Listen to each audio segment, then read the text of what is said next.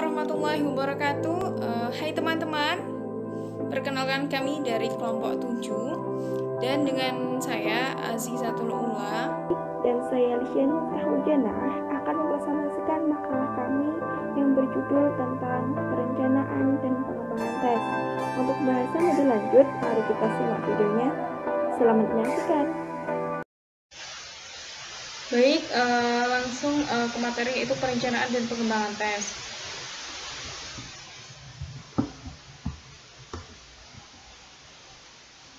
Subbab apa yang akan dibahas dalam materi ini? Apa sajakah? Yaitu di sini ada 3 subbab. Yang pertama yaitu pengertian dan tahapan perencanaan tes, yang mencakup langkah-langkah tahapan perencanaan tes dan 7 hal perencanaan tes menggunakan tabel spesifikasi. Terus yang kedua yaitu adanya pengertian dan tahapan pengembangan tes, yaitu mencakup tahapan-tahapan pengembangan tes. Yang ketiga yaitu tahapan dan contoh pembuatan kisi-kisi. Dalam tahapan dan contoh pembuatan kisi-kisi ini sendiri mencakup 3 pokok, yaitu tahapan dalam penyusunan tes, tahapan pembuatan kisi-kisi, maupun contoh kisi-kisi. Dari sini sudah paham ya apa yang akan kita pelajari dalam materi ini, subbab-subbab apa yang akan kita pelajari. Selanjutnya yaitu kita akan membahas subbab yang pertama. Dalam subbab pertama ini yaitu pengertian dan tahapan perencanaan tes. Dalam pengertian dan tahapan perencanaan tes di sini yaitu sebelum lebih lanjut, apa sih perencanaan? Perencanaan sendiri sama dengan planning. Perencanaan atau planning yaitu suatu tahap atau proses di mana untuk menentukan hal-hal atau bisa disebut dengan tujuan yang akan dicapai. Dan tujuan itu sendiri dicapai dengan melalui beberapa tahap. Sudah paham ya apa perencanaan atau planning itu? Selanjutnya itu tes. Tes yaitu merupakan suatu alat untuk mengukur maupun mengetahui cara, suasana, aturan yang sudah ditentukan atau yang telah ditentukan. Dalam perencanaan tes ini sendiri mempunyai langkah-langkah dalam penyusunan perencanaan tes, yaitu meliputi di sini ada 5 pokok langkah-langkah dalam menyusun perencanaan tes. Yang pertama itu menentukan ataupun merumuskan tujuan tes itu sendiri. Selanjutnya itu hasil belajar diidentifikasikan dengan diukur tes itu sendiri. Jadi hasil belajar anak peserta didik itu diidentifikasi dengan tes yang diberikan kepada peserta didik. Selanjutnya yaitu bahan pelajaran yang akan diukur dengan tes tersebut harus dirinci terlebih dahulu.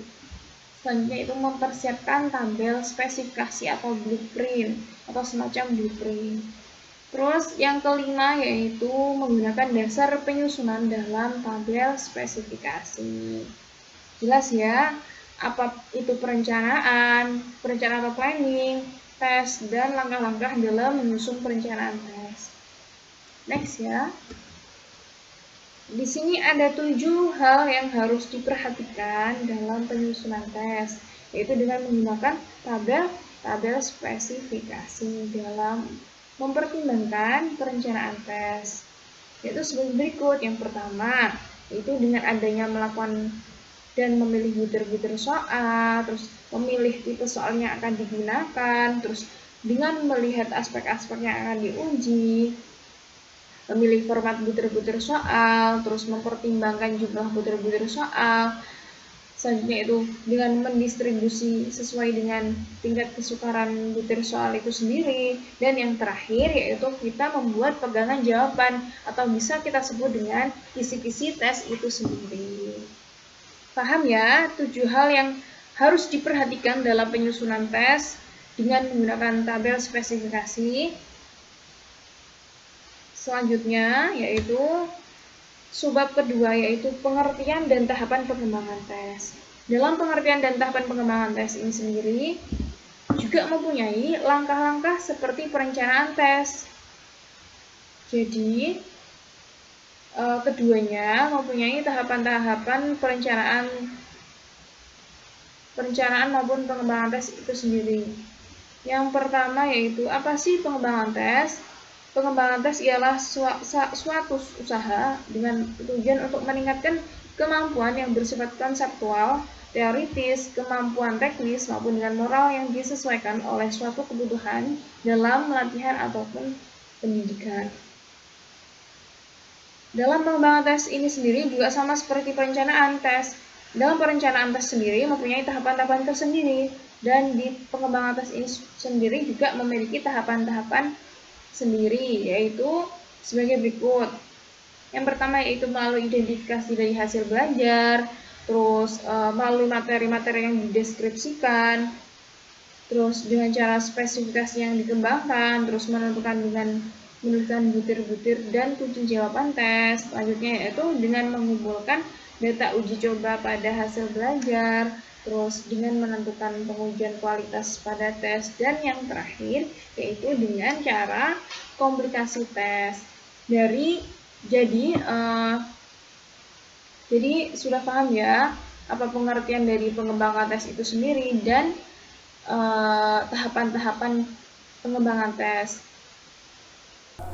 Baik, bismillahirrahmanirrahim. Saya akan melanjutkan materi dari pertama tadi, yaitu tentang tahapan dan contoh pembuatan kisi-kisi tes. Kira-kira apa saja tahapan-tahapan dalam menyusun sebuah tes? Yaitu yang pertama, menentukan tujuan mengadakan tes. Jadi setiap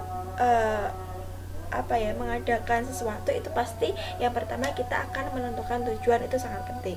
Terus yang kedua, mengadakan pembatasan terhadap bahan yang akan dijadikan tes. Jadi di sini tuh ada mengadakan pembatasan terhadap bahan materi yang akan dijadikan sebuah tes. Terus merumuskan tujuan instruksional khusus dari tiap bagian bahan, seperti itu. Dan yang keempat itu ada menderetkan semua indikator dalam tabel persiapan yang memuat pula aspek tingkah laku yang terkandung dalam indikator itu.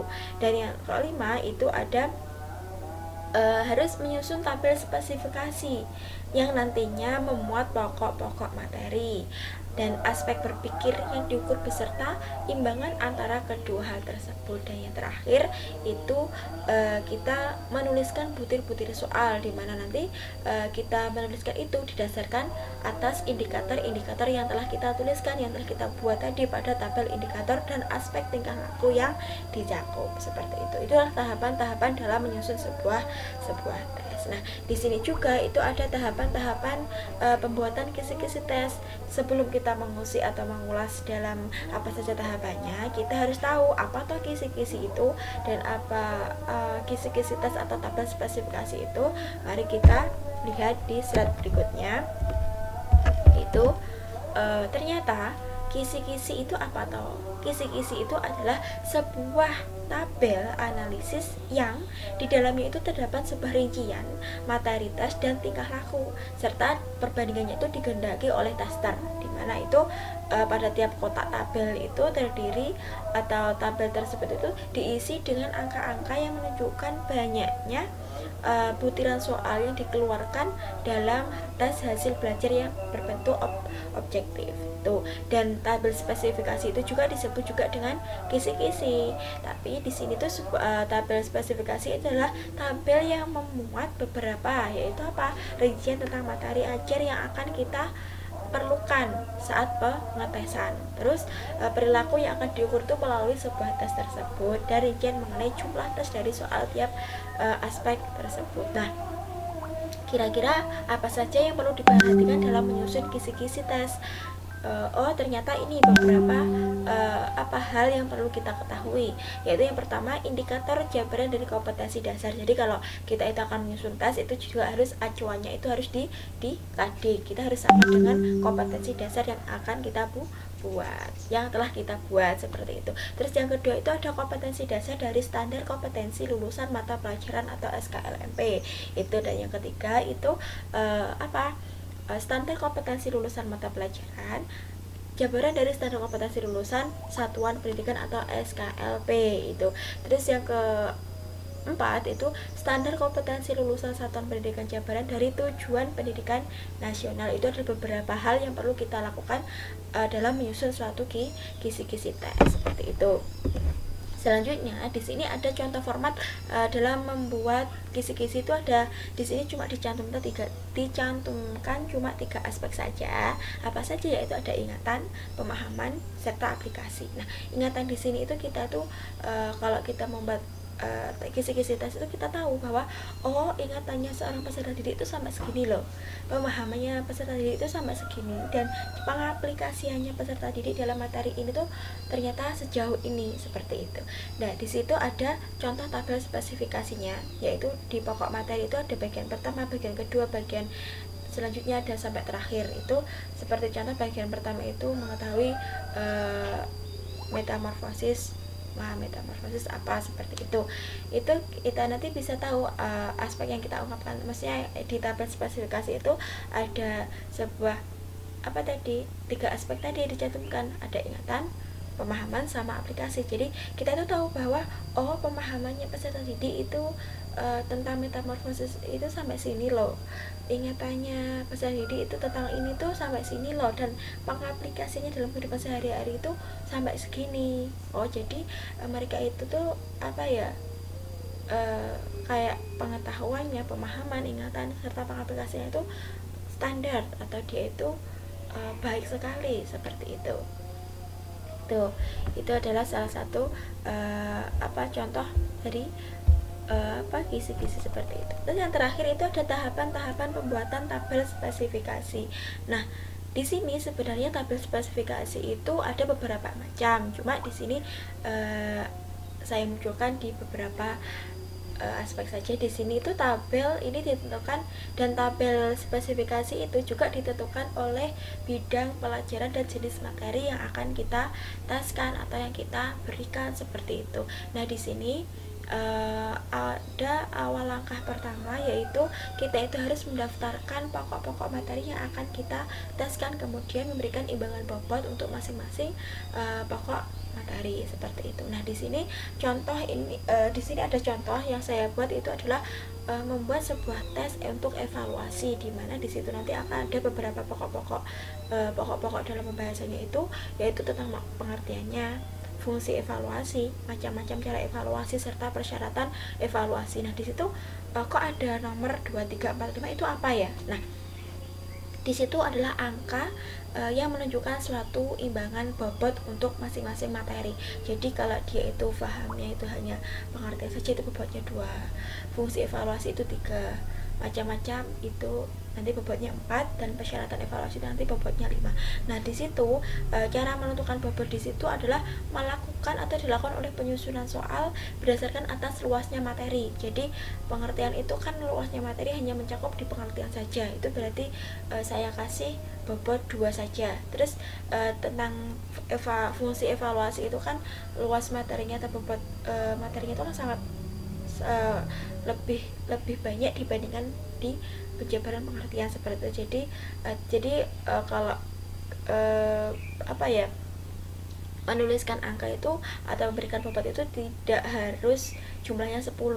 Karena apa? Karena semua itu akan diubah menjadi persentase. Jadi bobot itu harus menyeimbangkan pokok materi atau sub materi tersebut, seperti itu. Nah, oke, terima kasih. Sekian dari kami. Kurang lebihnya mohon maaf. Akhirul kalam, billahi taufiq wal hidayah. Wassalamualaikum warahmatullahi wabarakatuh.